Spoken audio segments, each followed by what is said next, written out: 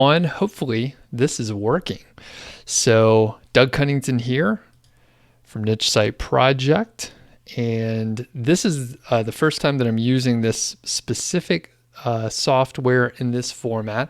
We're trying something a little bit different. I'm going to try to make sure I can see the chat. And let me know if you could hear me. Georgie is joining me here. Today, we're going to be doing things a little bit differently than how I've done live streams before.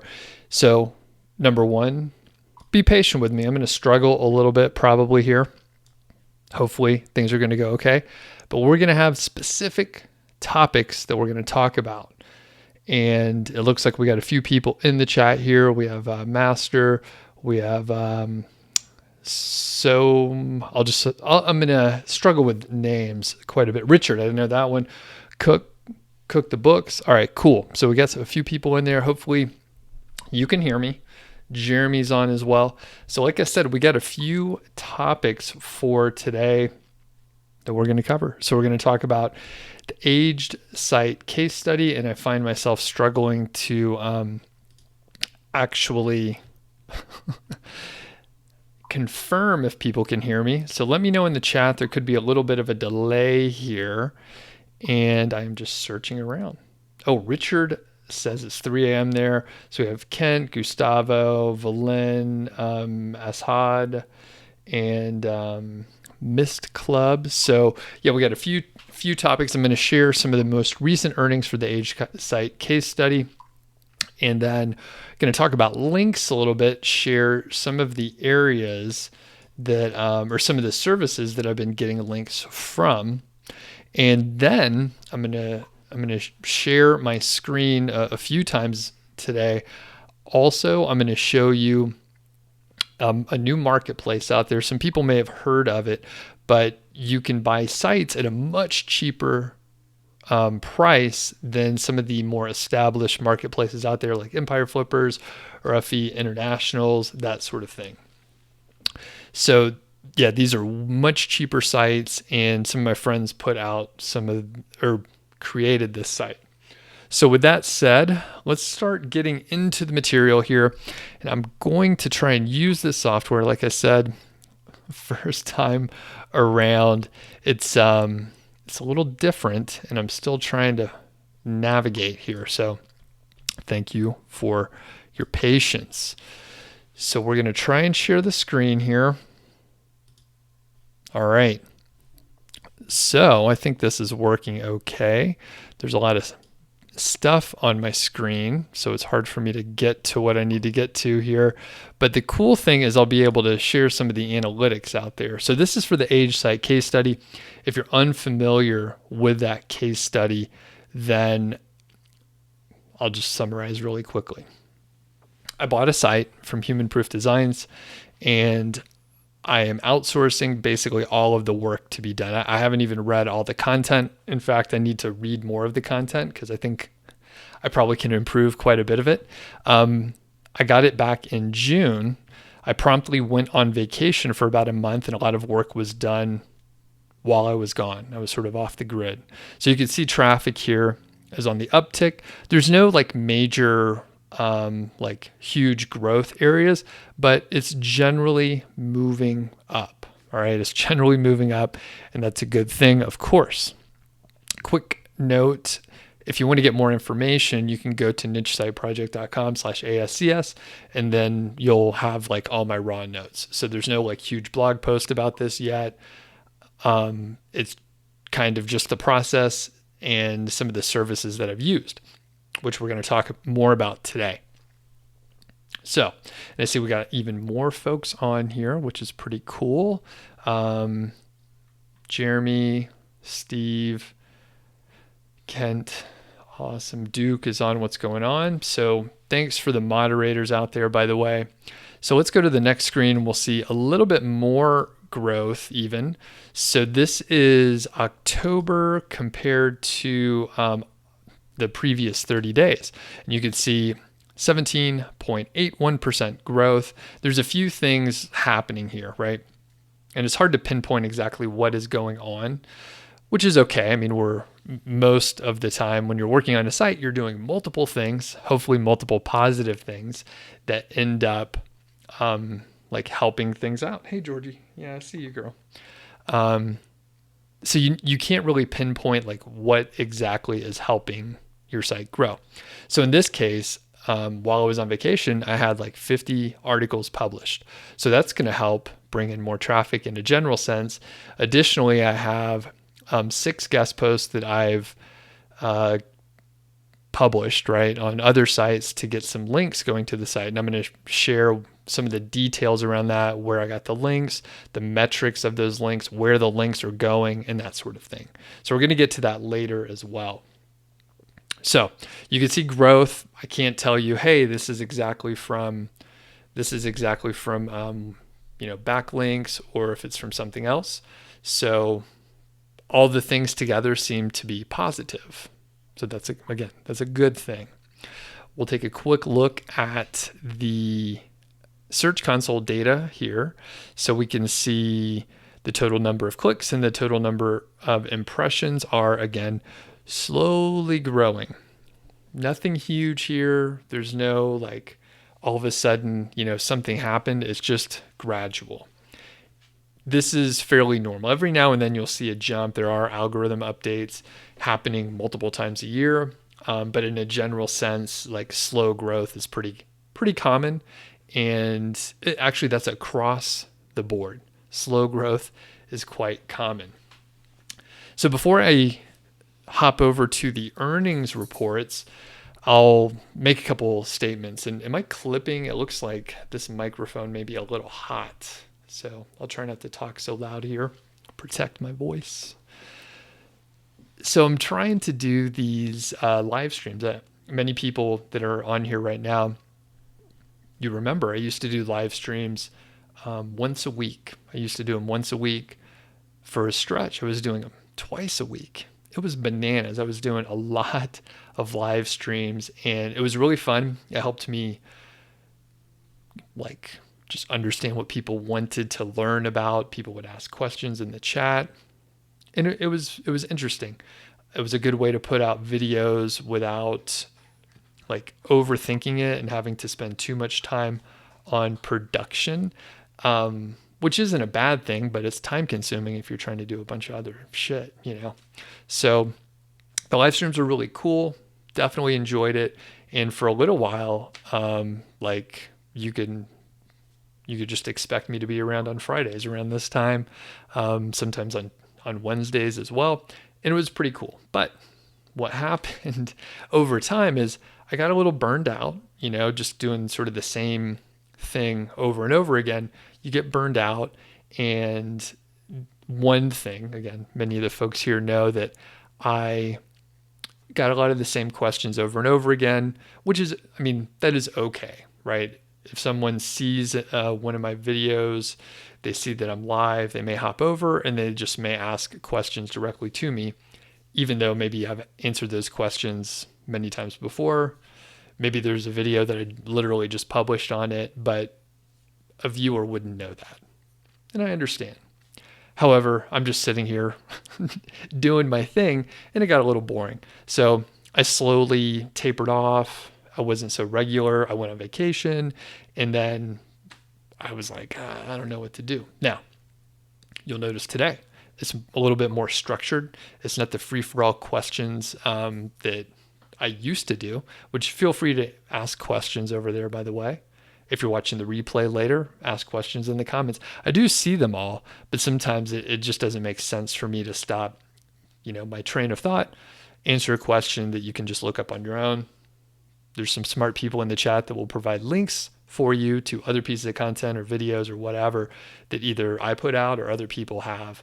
So the chat is active. There's very smart people out there. Now, what I have realized is there's some timely information that I would like to share, but I didn't know exactly the right way to do it. So part of it, the platform for me is spread out. I have a blog, I have this channel, I have a podcast.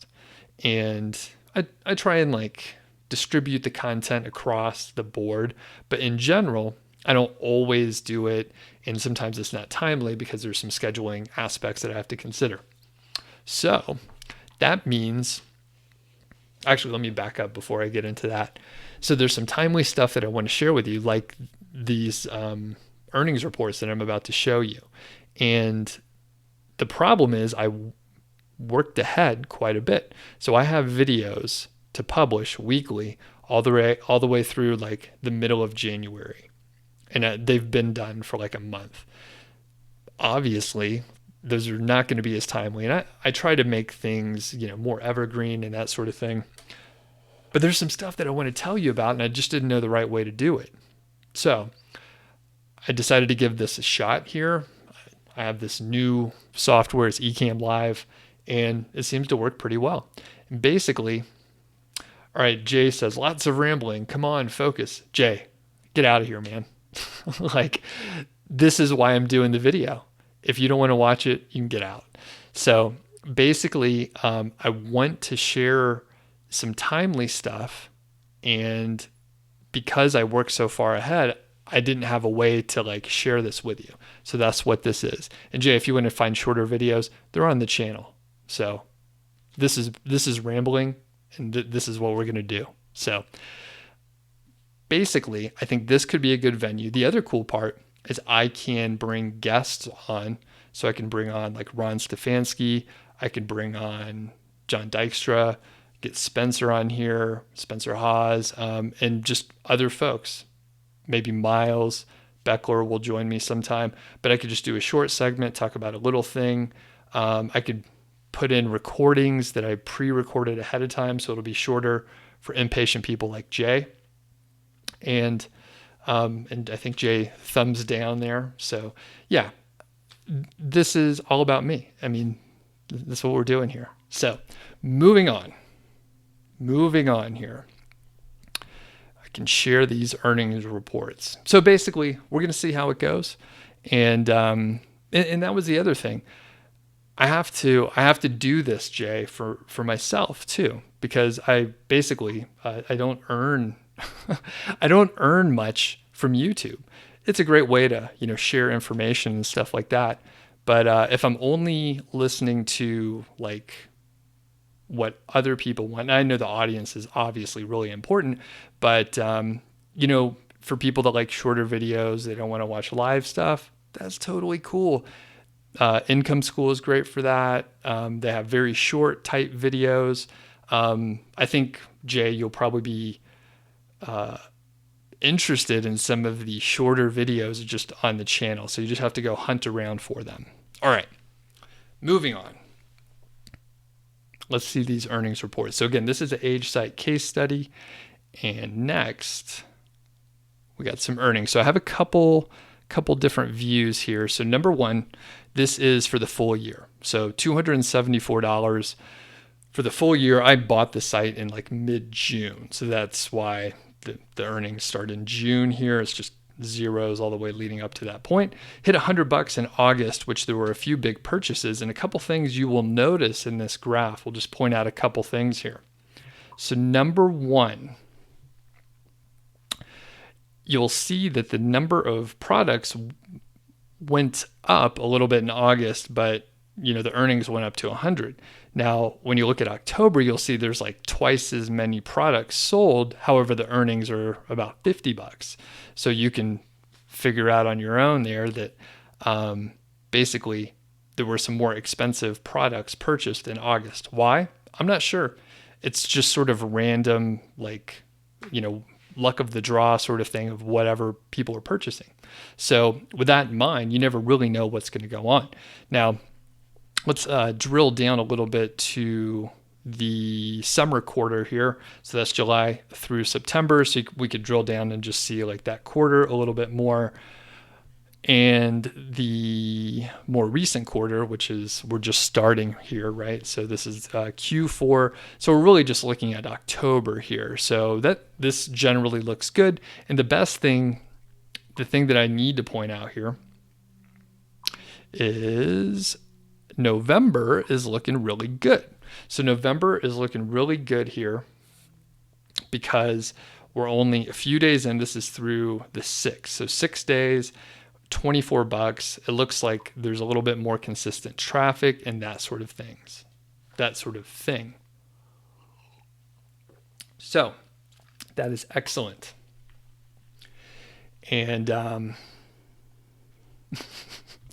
and the other thing that I want to show you is around links. So we're sort of getting into point number 2, bullet number 2 here. So the links, I believe, are really important. Now, I know some people believe you should just wait for links to come naturally, but I believe like promotion and networking, however you want to frame it, is really important. All else being equal, you're going to be better off getting some links.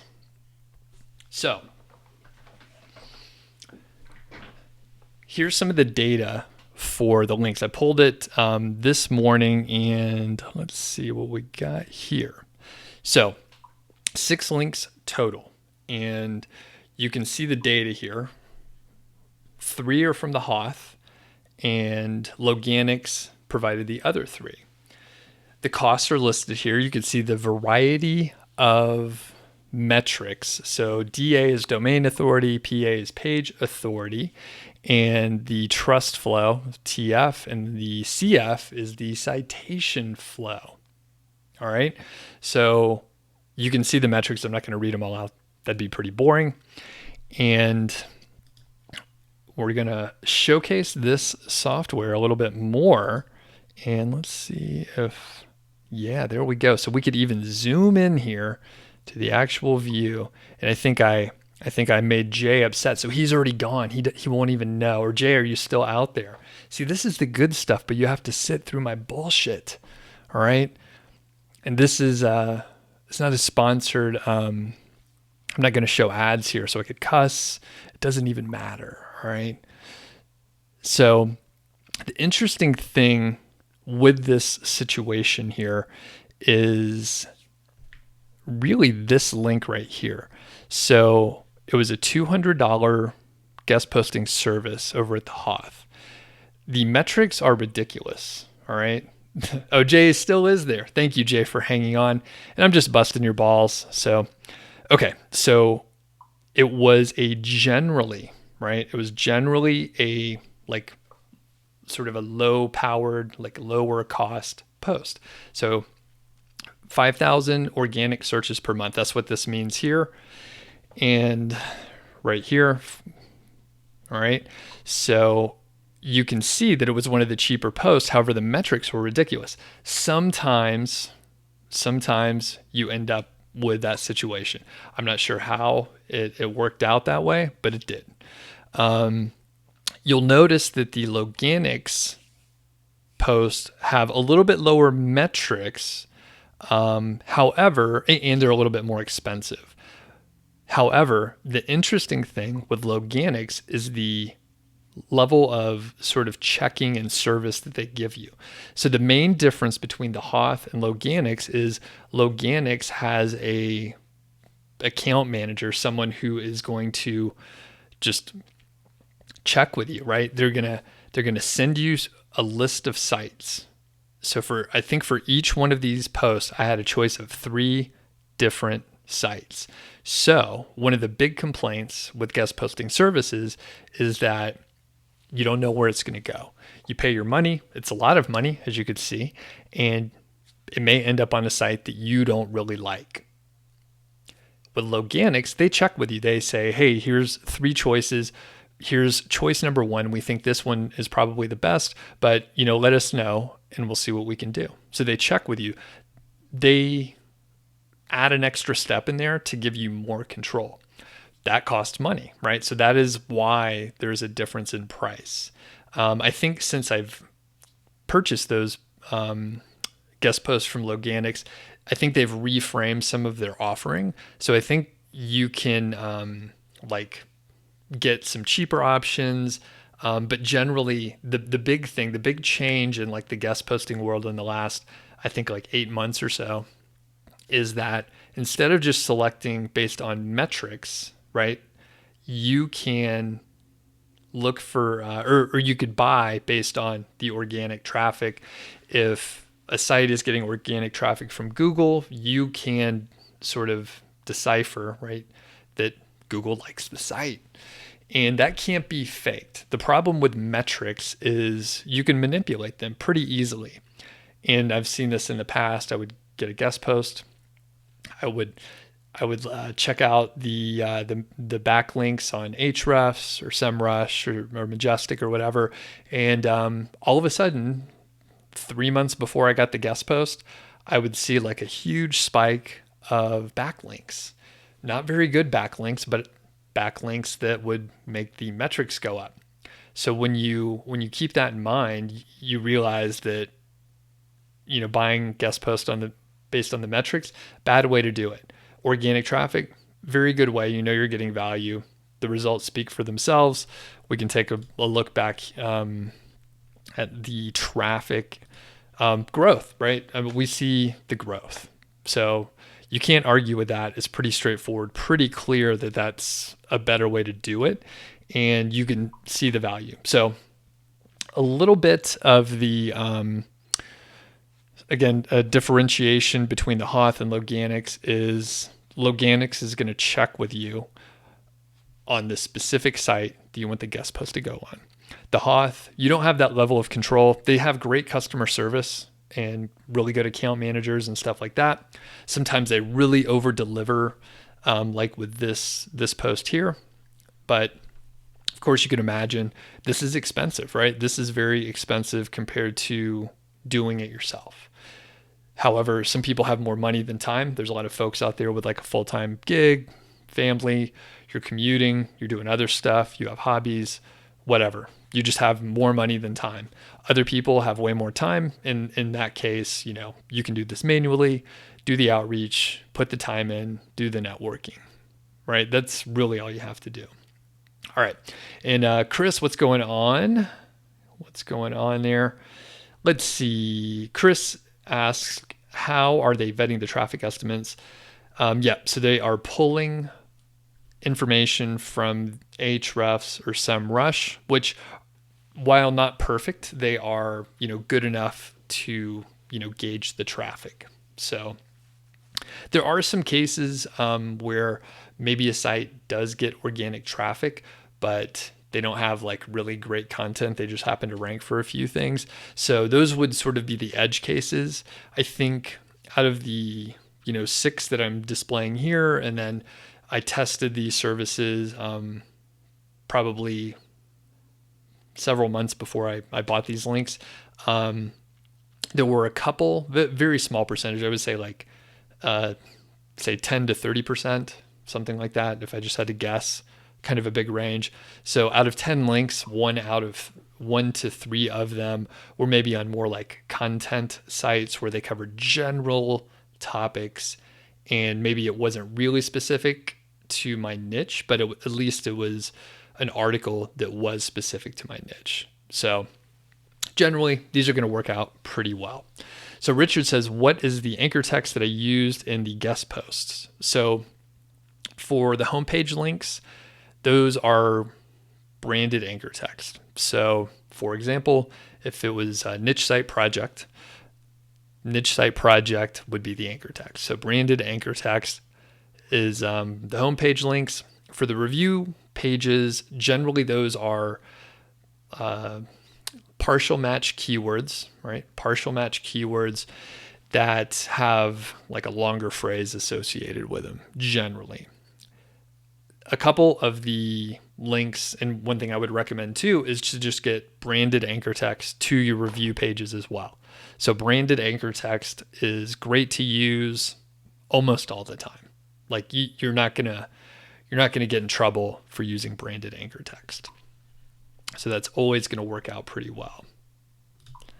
All right, Justin, what's going on? I can't remember if I said hello to you earlier, but good to see you. Justin says, have I looked into authority builders for links? No, I have not. I think I've heard of that. I think I've heard of them, but I have not looked into it at all. All right. Good. These are relevant questions, and I applaud all of you. I think I could feature these. I'm not sure how this works exactly. So Nope, I have no clue how this thing works. All right. So Chris also says, have I attempted training a VA for outreach? If so, would I suggest it, or do I prefer the hands-off services? Yes. So Chris, primarily all my experience up until I decided to do this case study was training VAs to do outreach. So it is way cheaper. It is more, way more admin, right? So it's way cheaper, but you have to do more work with it. However, my background is generally in, creating a process, documenting the process, getting other people to do it, and improve it along the way, which is perfect for training VAs to do things. And it worked fantastic. Basically, I would say, I'm just looking at the prices at the sheet there. I mean, you probably would be able to get links for under $100 just in general.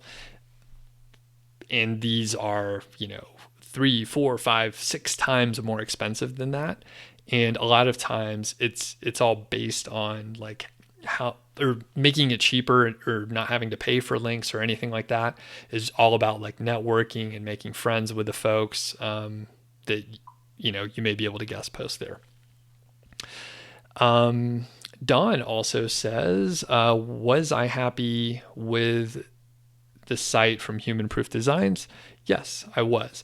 And I'll point out now, all the companies that I'm mentioning, I'm an affiliate for. So that is this is the meta thing going on with this whole case study here, is I'm working with companies that I've worked with before, that I like, and that I can recommend. And if you follow any of my links and you make a purchase, then they are affiliate links. It's displayed in the links, or before the links in the show notes and description, I guess you would call it, here on YouTube. But yeah, super happy with HPD there. Cool. And then Richard says, how do you train VAs to do email outreach? You've been burned by a VA and you've burnt $300. Okay. Basically, my big advice is to not hire anyone who says they know how to do guest posting outreach or SEO outreach or anything like that, because you don't know what they're doing. Like, you don't know who they learned from or anything like that. My most successful, and this goes back to you, Chris, like my most successful attempts of like a guest posting campaign, I had writers who finished writing for me. I finished that, burst of work and content and all that stuff. And I asked them if they wanted to do something a little different. Send emails, follow directions. That's basically what outreach is. So follow directions, send some emails, communicate clearly. They did awesome. They were just writers. They had no idea about SEO. I let them know the high level sort of goal, and then gave them the outline of the steps. And that was it. Very, very straightforward. Again, continuous improvement. I did this for my job for many years. As far as like developing a process, onboarding people, training them, answering the questions, all that stuff. So what advice would I give? I would say be patient. If you hire someone, it's almost always going to take much longer the first time around than doing it yourself. By the way, you should know how to do it yourself ahead of time. You can't outsource something and train someone on something you don't know how to do. Further, if you end up like hiring someone to do outreach and you don't know, I guess you don't know the process, you don't know if they're like skilled at it or not, you may end up getting burned like Richard here. So, okay. And Amin asks a question as well. And then Tiff is on. What's going on, Tiff? Okay. And then I'll answer this question from Amin here. And then I'm going to move on to some of the other topics we have going on today. So Amin says, how do I evaluate the ROI on getting links? Or is it not really important to measure that? So earlier I mentioned that I'm doing a lot of things, right? if you're working on a site, you're probably doing multiple things that are generally positive all at the same time. So it's extremely difficult to measure the ROI on that. I don't know how you would do it. Some people may be able to do that or have some algorithms or a formula to maybe figure it out. But if I got all these 6 links in a, say a 2 to 3 month period, which I don't remember exactly, but let's say it's 2 to 3 months, I have no clue which ones are helping. I also added a lot of content all at the same time. It is basically impossible to attribute any earnings or ROI directly to any one of these links or any piece of content or anything like that. It'd be much like if I see a piece of content is getting 90% of the traffic, yeah, I can kind of figure out a couple idea or assumptions. I can make assumptions about like what is happening there and maybe like backtrack, but we have biases on what we think was going to work and how the traffic or earnings were going to change based on actions that we did. And we will find the data that supports what we think and then just, keep marching forward. So the answer is, I don't know. Is it important to, figure out the ROI? I don't know. If you can figure it out and you have some data that you can at least review and maybe get feedback on continuously and refine that formula, maybe it's valuable. I don't know what that would be. Okay, we'll finish up here. Oh, so Don says, I ordered a Supreme site from HPD and they're building it now. Not sure if you went through my link. You hope so. I hope so too, Don. You could have saved 5% or some amount, but I think it's 5%. Yeah, for all products over at HPD, if you use my coupon code, which is over, it could be in this show notes and description, but I can't remember. It's at nichesiteproject.com/ASCS. Okay. Richard says, do you pay them by the hour or every link acquired? So Richard, here's the thing you should understand when you're hiring someone. You're the boss. You tell them what you want to pay. So you can do it however you want. Me personally, because I know that's what you asked, it was by the hour because I had them do a set of tasks and they had a list of things to go through and blah, blah, blah. So it was per hour because in my opinion, that was a fair way to do it. I don't know how long it was going to take to get any one link or anything like that.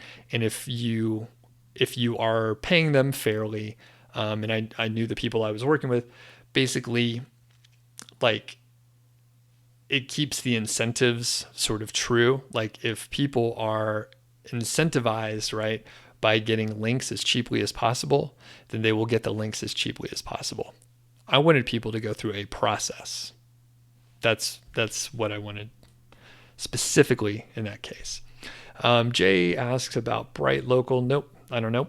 Never heard of them. Okay. All right, one more question here before I move on. You want to, Sayin says you want to thank me for helping you through a tough time. Cool. You started following me in January of this year and you were at a low point. You did the KGR to the letter and you're doing well now. Awesome. Fantastic. Thanks for the support. All right. What other stuff am I going to talk about here? Where are my notes here? Man, the software is pretty cool, but like I've lost the window. I don't know what window I'm looking for here. This is just a mess. Okay. All right, so we talked about the age site. We talked about Hoth and Loganix. We went through the metrics a little bit.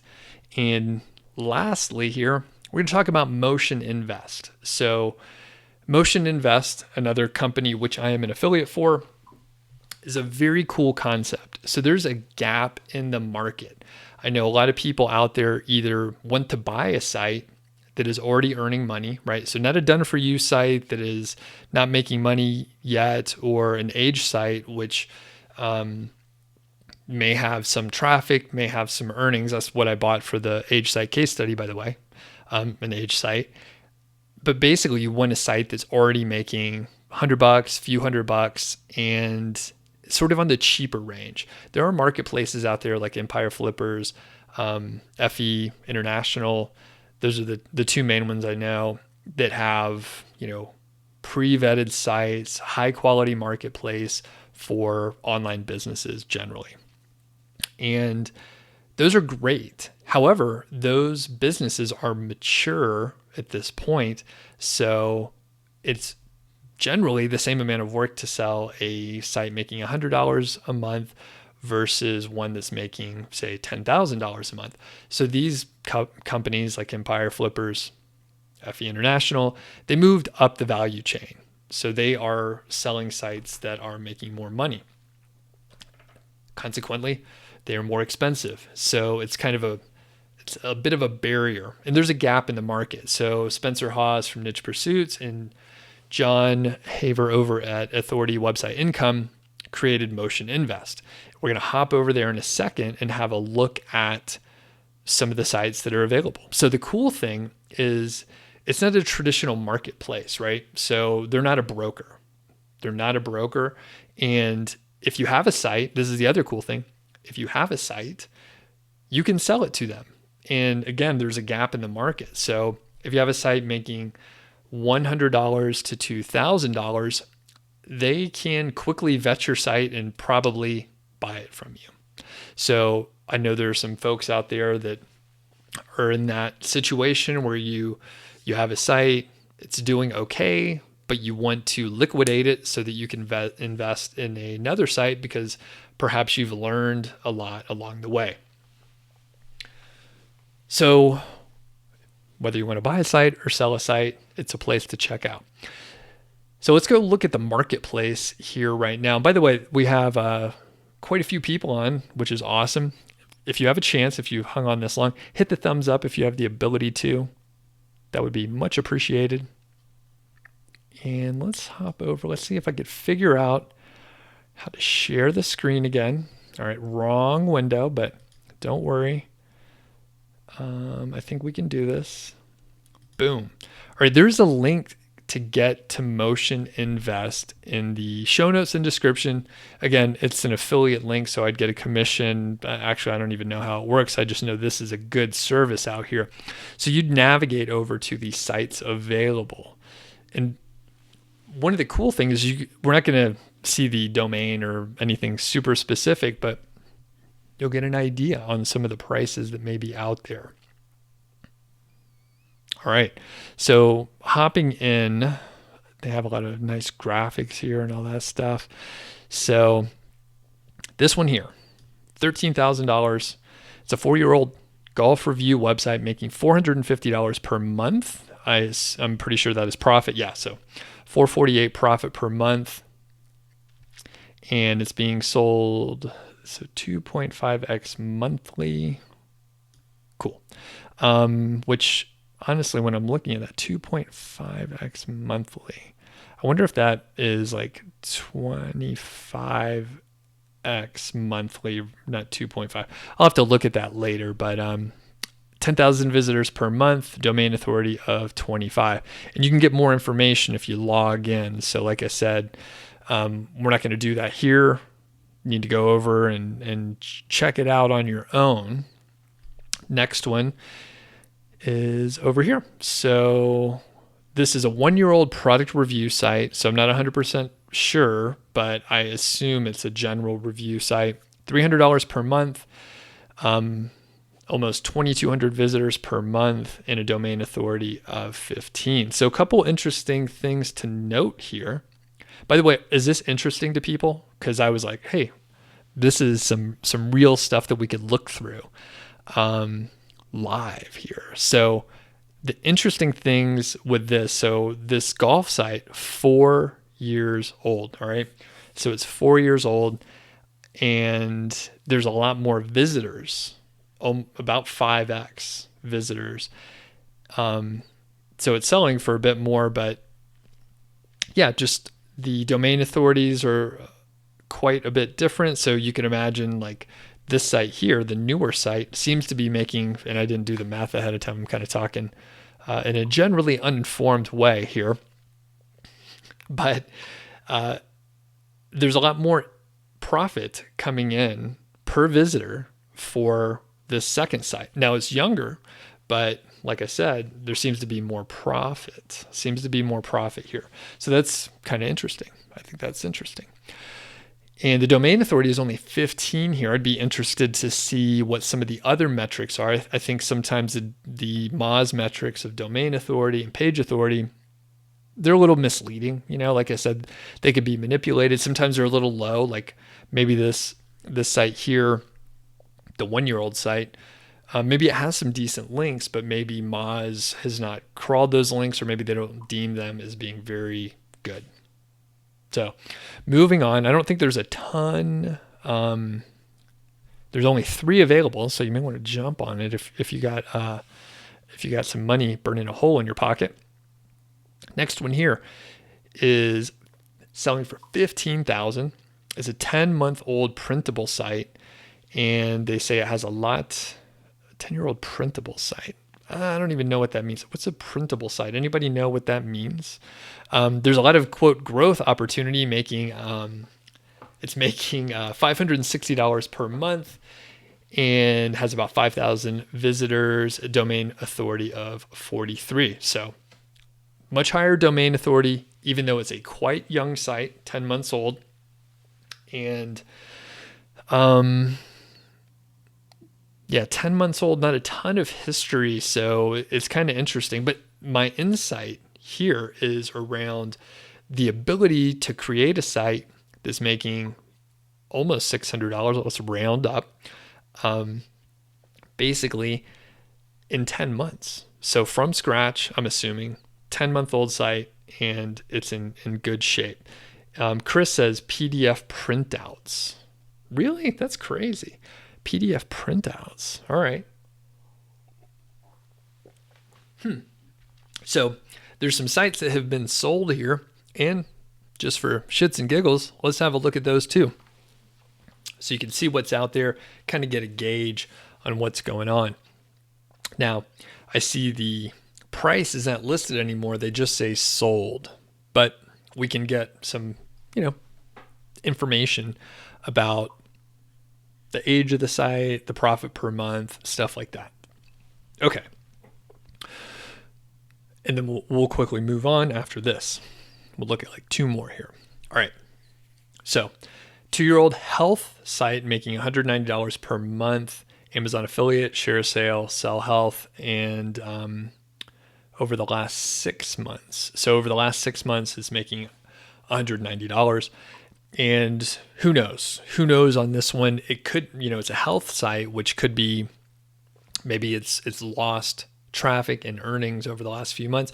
I don't know. I'm just speculating with all the algorithm updates in the health and your money or life niches.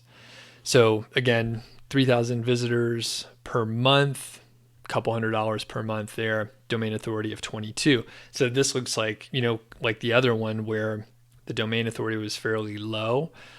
Probably not much link building going on. I mean, basically, if you start a site and you do a few blog comments, like you're probably going to show up at around 11 to 15 for domain authority. All right, last one here. So a 5-year-old psychology and science-based site making $176 per month via Amazon affiliate, AdSense, and BetterHelp. Domain authority of 38. So kind of interesting, with the psychology and science-based content site. If I had to guess, I would assume that ad revenue is probably the bulk of where they're making their money. I can't think of any psychology or science-based like products that would sort of fit in for the Amazon affiliate site. I could be wrong, right? There could be something out there, but off the top of my head, I'm not really sure. So have a look. Again, if you're looking to buy a site or sell a site out there, have a look at Motion Invest. Some really smart people working on it. John Haver, Spencer Hawes. They've been around the block, and if you're selling your site, they're not a broker, so they're not going to charge you the 15%. They're looking for sites in the sort of sweet spot where there's a gap in the market, $100 per month profit, up to about $2,000 profit. I don't know the exact workflow for selling the site, but they have some good instructions, and I think they do a good job explaining what's going on over there. Cool thing is they pivoted, so they launched this not too long ago, and initially you couldn't see the list of sites that they were selling without signing up for a fairly inexpensive monthly subscription. I think it was like $20 to $25 per month. However, it was just like a barrier to entry. It was a barrier to see what's going on. And by having the like information right here that I just showed you, you can get even more information. If you hop over there, create a login, you can see a little bit more data as well. I'm not sure the level in which you can see, but you do see more data. They removed that paywall, right? They removed the subscription. So all you have to do is hop over there. You can get information like we just saw, or if you sign up, you get more. And basically, it's sort of a free marketplace. And I'll explain a little bit more because it's kind of an interesting concept. They're not a broker. So when you sell the site, they buy it. Motion Invest buys the site from you. They hold on to the site. They do some stuff to it, I imagine. Hopefully they're improving the value. They're adding value to the site so that it will make more money. And I imagine that's how they're making money, right? They're buying it a little cheaper. They're adding value because they're experts. They have a team at their disposal. I'm putting words in their mouth, but I'm assuming they can do some stuff to improve the traffic, improve the earnings, cut the fat, lower expenses, whatever, and then sell it for a little bit more because they've improved the profit margin. That is how it works. So when they sell it, they're not selling it, or they're not consigning it, right? When they sell it, they are selling it to you. It's not like a broker situation. So I just want to explain that exactly, like how it's different than a broker. Cool. All right. A couple other things I'll point out while we're just sitting around. We'll finish up here in a few minutes. A lot of people do send me emails asking questions, which I appreciate. It gives me ideas for shows like this. It gives me ideas for the podcast. If you're not subscribed to the podcast, you should check it out, The Doug Show. And you can listen in your car, at the gym, if you're walking around outside or whatever. I'm really enjoying doing the podcast. It's a little different than the videos for obvious reasons, but also the interesting thing, not always, but the interesting thing is like when people listen to the audio, they're usually doing something else, which is cool. But that also means that they're probably going to listen to more of the show. YouTube's a little tough. There's so many distractions. YouTube wants to, they're just showing videos. And I know when I watch videos, if I'm not super interested for whatever reason, or I'm casually watching, I'll just move on, right? I'll just move on and watch another video. So, but with podcast, if I start listening, like 90% of the time, I finish the whole episode unless I just don't like the person, which why would I listen to it anyway? Okay. So a lot of people ask me questions via email. And if you're on my email list, thanks for being on there. But you probably got the email today where I mentioned one of the reasons why I rarely, very rarely give out free advice via email. I'm not going to hit all the points again, but I'll just mention a couple. So one of the big things is people don't take free advice very often. So I used to, when the volume of emails wasn't as high as it is now, I used to like answer every single one of the emails if someone was like, hey, can you have a look at my site and let me know what you think? Which isn't a good question, by the way. If someone sends such an email, I would have a look. I'd give them advice, maybe even shoot a video, send it over to them.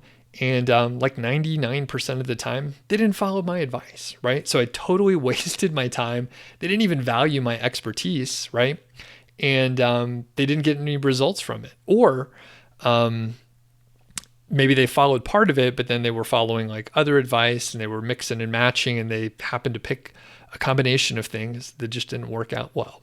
Again, wasting my time.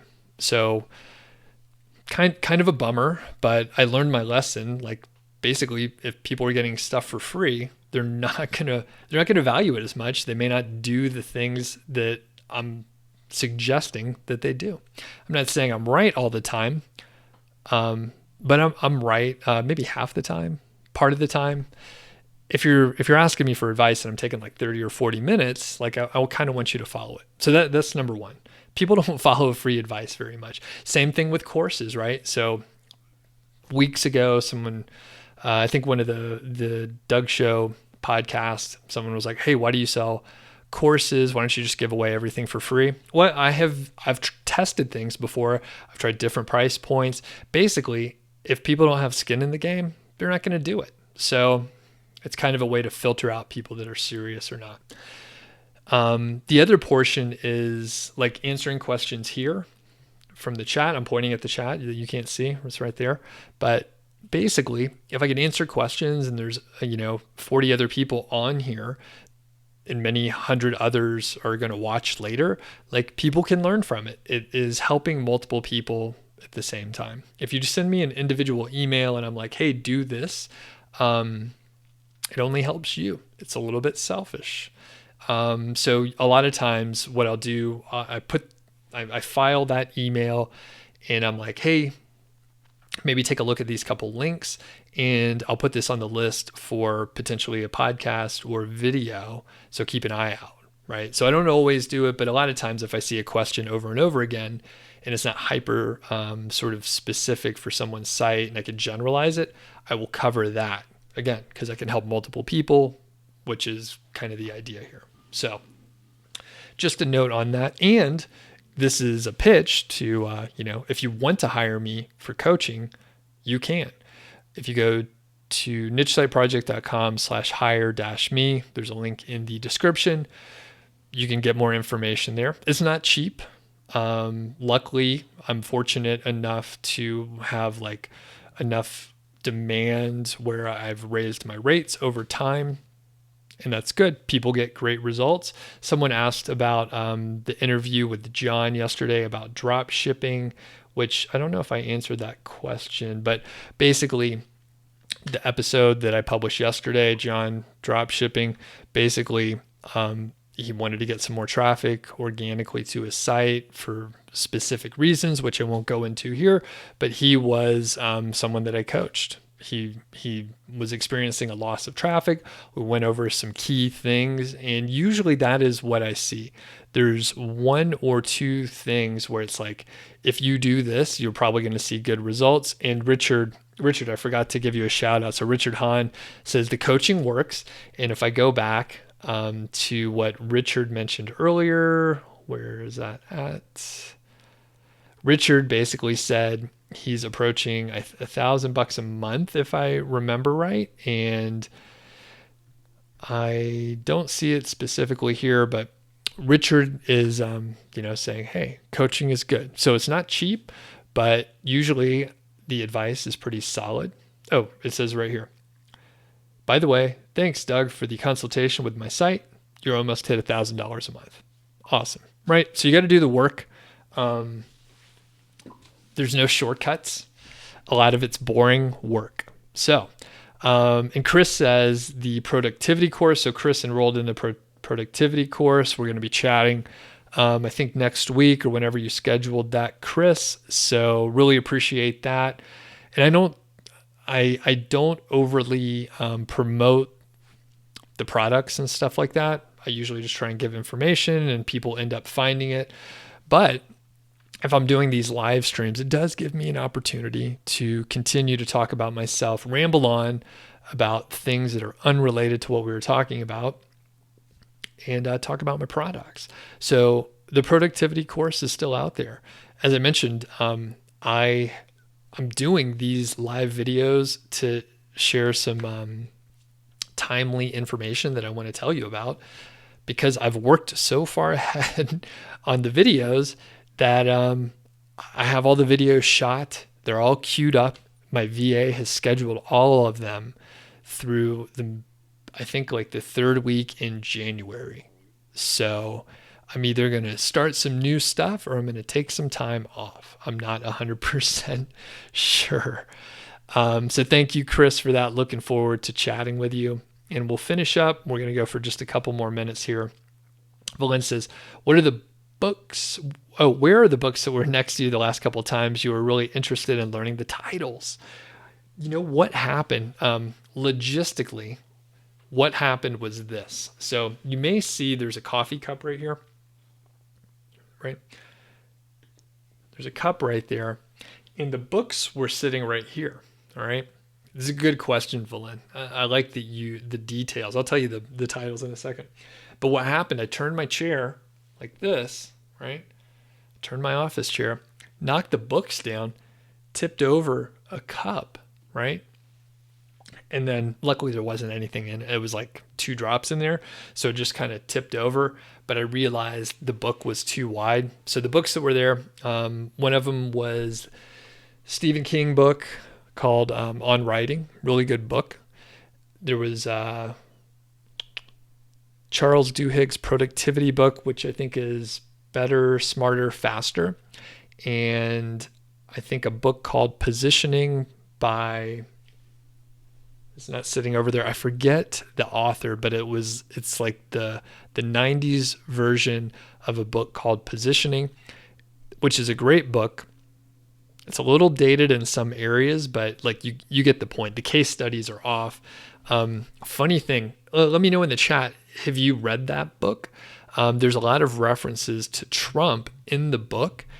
And, you know, at that time, he was like, obviously not president. It was like, you know, almost 30 years ago, 25 years ago when the book was written.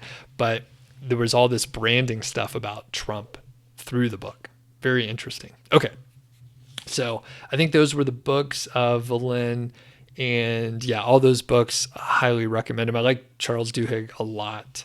He also wrote Power of Habit as well, which I reference both of those books in the productivity course.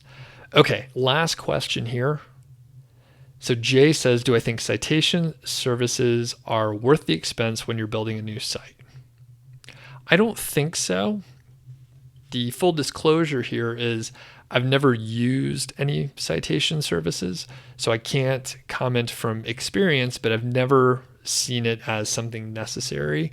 I think maybe if you have a small business site and it's like if you're doing local SEO, the value there may be relevant. But for what I'm doing generally, I have never messed around with citation services. But, you know, maybe worth a test if you've never done it before. But personally, I never have. So, okay, I think we're going to finish up here. And thanks everyone for hopping on. If you are watching the replay, leave a comment. Let me know you're watching the replay. If you have some other, I guess, questions or topics to cover in future live sessions, let me know. And Green Thumb Gardener, sorry, I skipped your question earlier. Green Thumb Gardener says, my thoughts on PBNs. Personally, I stay away from them. And I think if you know what you're doing and, you know, you have good providers out there, it could be a way to diversify your backlinks. And if you have a generally small number, say under 25% of your total links are coming from PBNs, then you're sort of hedging your risk there.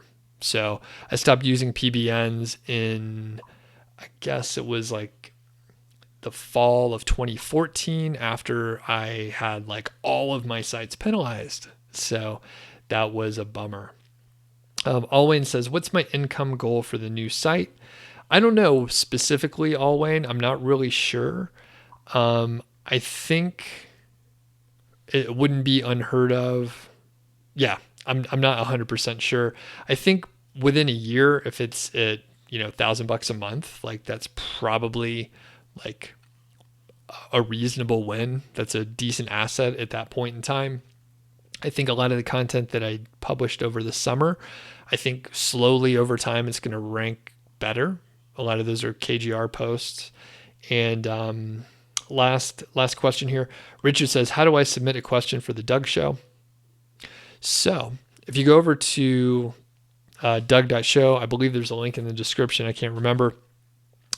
If you go to any one of the show notes, you can get to the voicemail number. So you can leave a voicemail, make it around 90 seconds, write it out first, write out your whole question first, read it out loud, time yourself, see how long it takes you, trim it up if you need to.